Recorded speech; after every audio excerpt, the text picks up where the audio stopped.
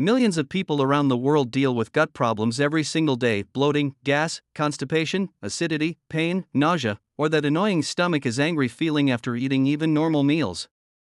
But the gut isn't just a food processing pipe, it's actually one of the most complex systems in the human body.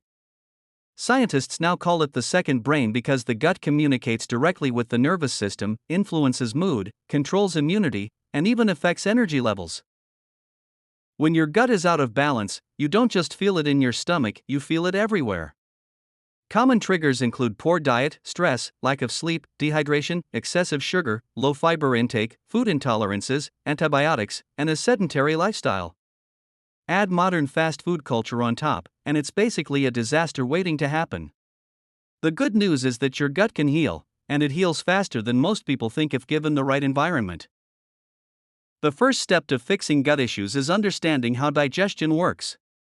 The process begins before you even eat. It starts when you smell or think about food, which signals your body to prepare digestive enzymes.